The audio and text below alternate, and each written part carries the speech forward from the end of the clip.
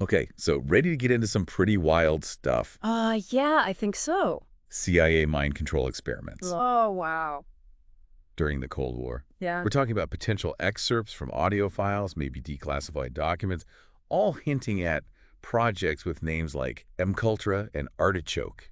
Yeah, it sounds like something straight out of a spy thriller. Yeah, does it? But Yeah. it's Well, buckle up. real. Buckle up, because we're about to untangle this web of top-secret projects, wild experiments, and see what we can uncover. Yeah.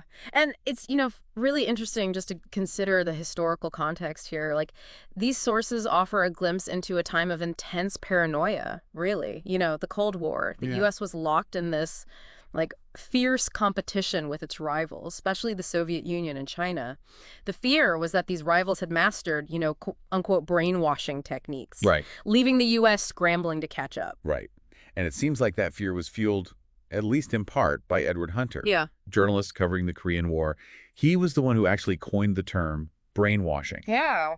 American POWs were returning home with these seemingly inexplicable confessions, Right. praising communism and denouncing their own country. Right. I mean, yeah, it's understandable why people were freaked out. Yeah, really. Yeah. Yeah. And Hunter, who was also connected to the CIA, really tapped into those anxieties. Yeah, he really did. He claimed that the communists had discovered a way to completely rewire people's minds. Yeah. Turn them into, obedient puppets. Oh, wow. He even compared it to Pavlov's dog experiments, Oh, yeah. suggesting it was all about conditioning people Mm-hmm. through repetition and reward. Oh, yeah. So the public is panicking, picturing communist brainwashing machines churning out these robotic converts. Right.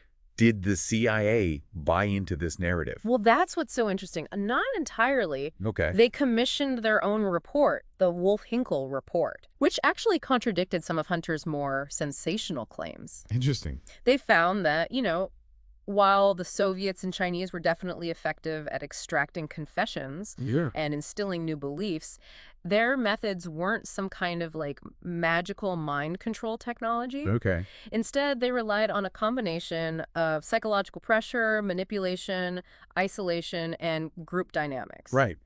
Harsh and effective, Yeah. for sure, but not the science fiction scenario that Hunter was painting. Okay. So it wasn't a brainwashing machine, but that doesn't mean that the CIA wasn't looking for one, right? Exactly. And that search led them to some pretty unsettling experiments. Yeah. One figure who really stands out is Dr. Ewan Cameron Right. at the Allen Memorial Institute in Montreal. Yeah, this is where things start to get really creepy. Yeah, I know. It's Cameron's work is pretty dark. the stuff of nightmares. Yeah. Cameron was already known for pushing the boundaries of psychiatric treatment. Yeah. And the CIA saw potential in his work. They funded his research on something called psychic driving, Right. which was a process aimed at essentially like erasing and rebuilding a person's personality. Wait, seriously. Erasing and rebuilding. How did Yes. that even work? It involved inducing prolonged sleep and amnesia in patients, Oh, wow. basically wiping the slate clean. Oh, my gosh. Then they'd bombard them with repetitive audio messages while they were in this like vulnerable state, almost like force feeding them new beliefs and ideas. That's terrifying. As like something out of a dystopian novel. It really is. And to think he was doing this to patients who never gave informed consent. That's right.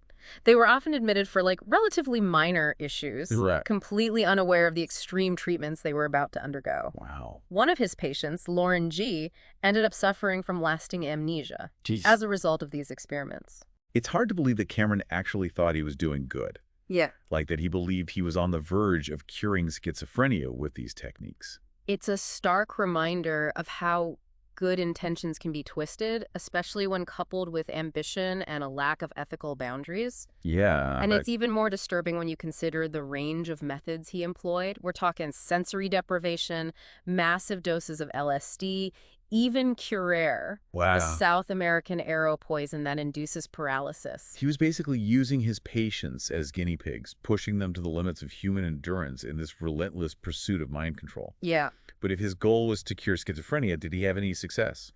not at all. One case that really highlights the futility of his approach is Mary C. Okay. She spent 35 days in sensory deprivation and 101 days undergoing psychic driving with absolutely no improvement in her condition. So Cameron was a dead end. But did the CIA give up on sensory deprivation research? No, their fascination with it continued. The sources mention a Dr. Malene Baldwin Okay. who proposed terminal experiments. Wow. Experiments that could have seriously harmed or even killed the subjects. Oh, my.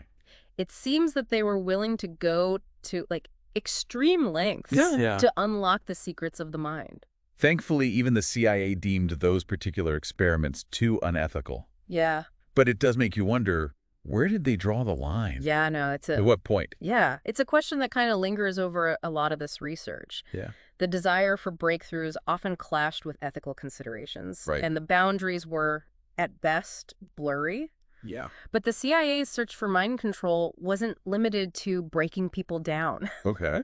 They also explored ways to exploit existing desires, Interesting. which led them to the fascinating and slightly less terrifying work of Dr. John Lilly. Ah, John Lilly. Yeah. The neuroscientist who mapped brain functions in monkeys. Right. Wasn't he the one who discovered that monkeys would basically become addicted to stimulating their own pleasure centers? That's the one. Oh. It's like the ultimate monkey see, monkey do, but with pure pleasure as the reward. Right.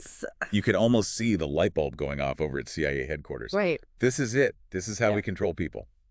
Did Lilly share their enthusiasm? Not exactly. He was deeply uncomfortable with the CIA's interest. Okay. Lilly was a scientist. Yeah. Driven by curiosity. Right. Not someone who was interested in, weaponizing his discoveries. Okay. He wanted to understand consciousness, not manipulate it. So what did he do? Did he just cut ties with the CIA and go back to his monkey research? He actually shifted his focus to sensory deprivation research, developing his famous isolation tank.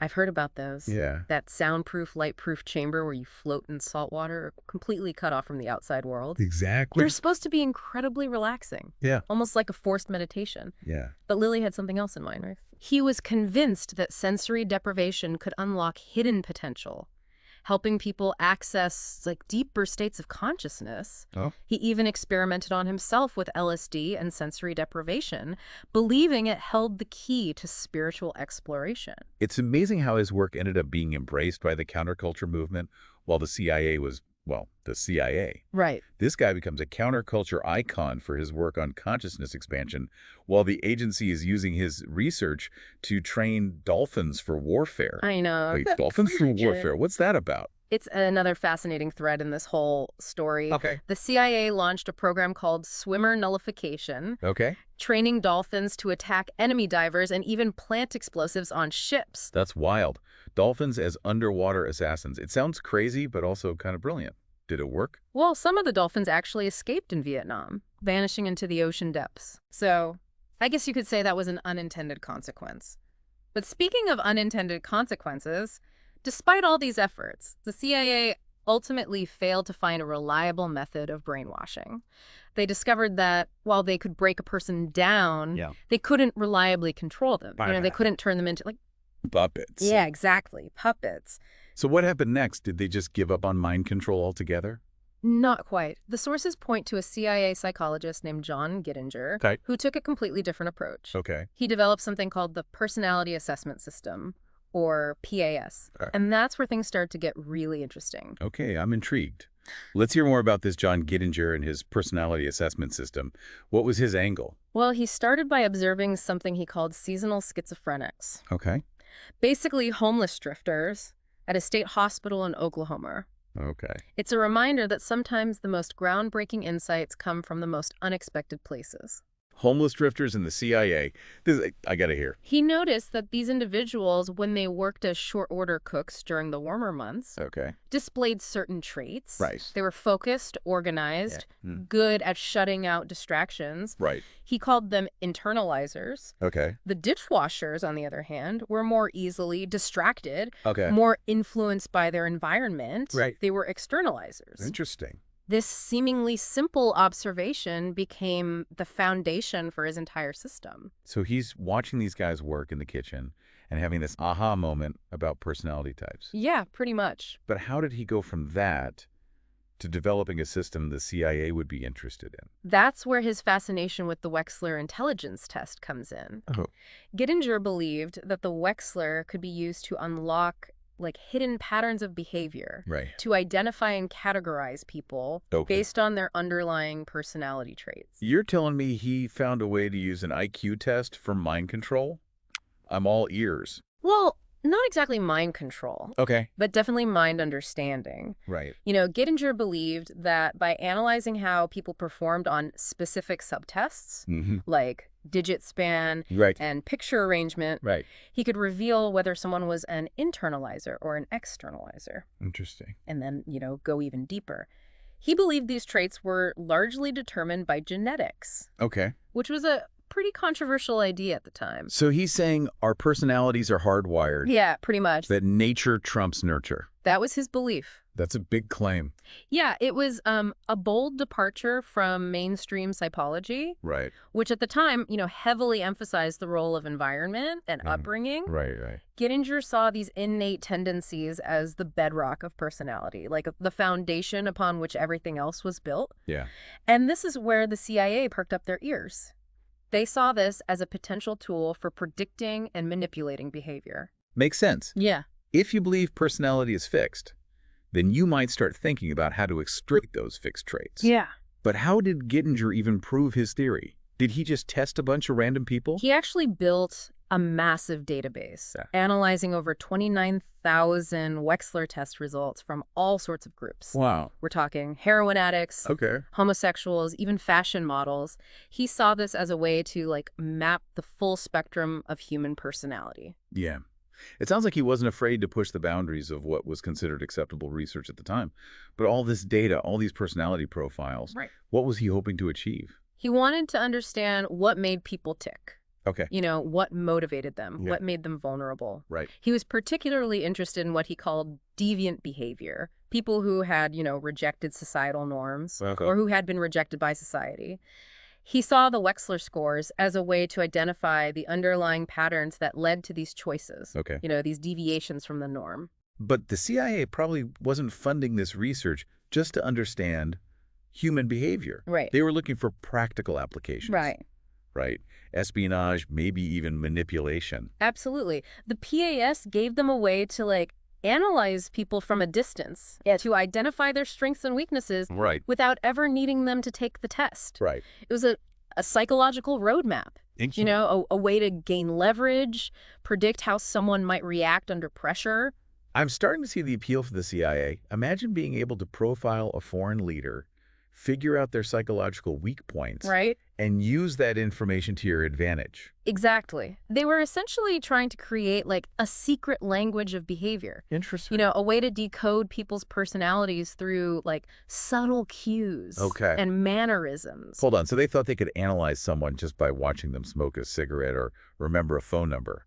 Yeah. Sounds a bit far-fetched. It does sound like something out of a spy movie, but that was the basic idea. Wow. They believed that even seemingly insignificant details could reveal hidden vulnerabilities. Right. And those vulnerabilities could be exploited. They even had a term for it: indirect assessment. That's pretty chilling. It was like they were trying to turn psychology into a weapon. Right. But did they ever actually use this PAS in the field, like real-world espionage situation? Oh, absolutely. There's a story about a CIA psychologist, James Keener, Okay. who was tasked with assessing an American nurse for a potential honey trap operation. Wow, a honey trap. Yeah. It's taking it to a whole other level. They were thinking about using her to target a Russian official. Oh, wow. It's a pretty stark reminder of how far the agency was willing to go to achieve its objectives. And what about Keener? Did he go along with it? He actually became quite disillusioned with these tactics, believing them to be ineffective Okay. and morally reprehensible. He felt the CIA was losing sight of its core mission, becoming too obsessed with control and manipulation. It sounds like he was starting to have some serious ethical doubts.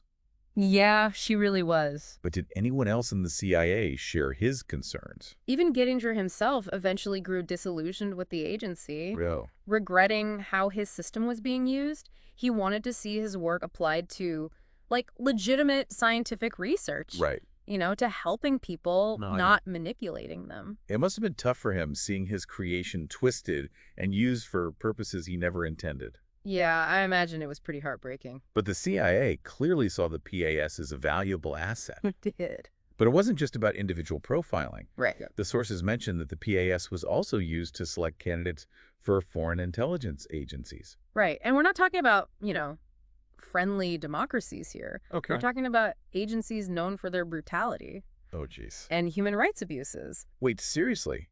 They were helping train these repressive regimes using an American psychologist's personality assessment to weed out the weak and find the most ruthless candidates. Yeah, it's pretty disturbing. That's messed up. It's a dark chapter in the story of the PAS. Yeah. No doubt. The CIA used Gittinger's system to identify individuals who would be like effective interrogators Right. and enforcers, people who could withstand intense pressure and carry out their duties without hesitation. I'm thinking about those Korean War POWs who came back brainwashed, the ones that Edward Hunter wrote about. Right. What if the CIA had actually succeeded in developing a reliable method of mind control? It's terrifying to think what they might have done with that power. It's a chilling thought, especially when you consider the regimes they were already aligned with. The Cold War was a time of intense paranoia and ideological conflict. Yeah. And it seems like the CIA was willing to push ethical boundaries in the name of national security. So the PIS was used to prop up some pretty unsavory characters. Do we have any specific examples? One that stands out is the CIA's involvement with the Korean Central Intelligence Agency, the KCIA. A CIA psychologist named John Wynne, who had worked with Gittinger, actually traveled to Seoul Wow. to help set up the KCIA, Jeez. using a Korean version of the Wechsler to screen potential candidates. Oh. He later expressed deep regret for his role, seeing how the KCIA had become a tool of oppression. That's a pretty heavy burden to carry, knowing you played a part in building a repressive apparatus like that. It is. And then there's Uruguay, Right. where the CIA helped create a brutal anti-terrorist unit. Yeah. Gettinger himself traveled there Right. to assist with the selection process, Yeah. using his system to identify individuals who could handle the pressure of fighting the Tupamaro guerrillas. Mm-hmm. So not exactly shining examples of American values in action. Yeah, I know. It seems like this quest for mind control, Yeah. this desire to control and manipulate human behavior, Right. ultimately led the CIA down some pretty dark paths. It did. And it's important to remember that these programs weren't just abstract exercise. They had real-world consequences impacting the lives of countless individuals. The CIA's obsession with control left a trail of broken lives and shattered psyches. It makes you wonder about the unintended consequences of scientific discoveries. Gettinger was clearly a brilliant psychologist, He was. but his work ended up being used in ways that were deeply troubling.